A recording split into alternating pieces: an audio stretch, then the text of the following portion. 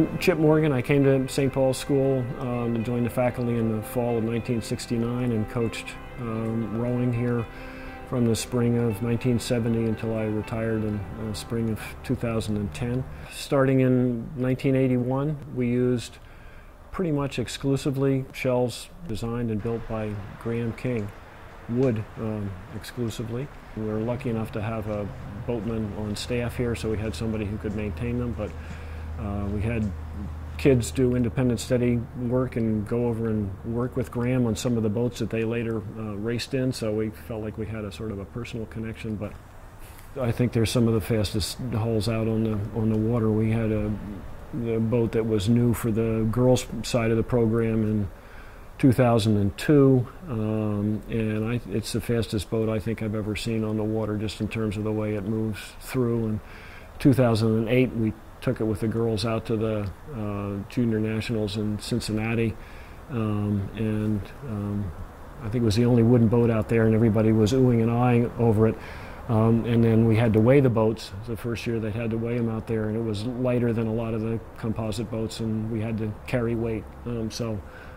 It didn't lose anything in terms of speed there, but we had tested that boat in 2008 against a couple of the leading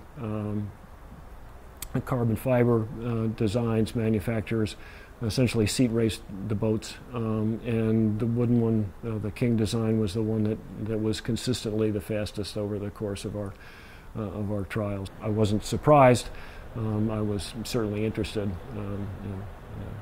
The folks from the other companies were disappointed.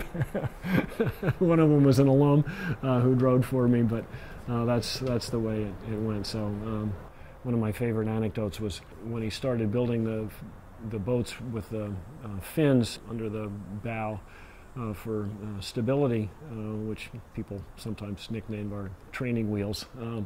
But the guy who helped him develop the mathematical model for that had helped design the Patriot missile. And that always sort of struck me as the level of sophistication that went into the design. This wasn't just some guy who was good with wood, but he was really had studied the history of hydrodynamic design and was ready to use whatever tools were now available to keep pushing that design. I'm delighted to see that that Graham's design is back. I know how much he cares about thinking about what he produces, as well as working with care on what he produces.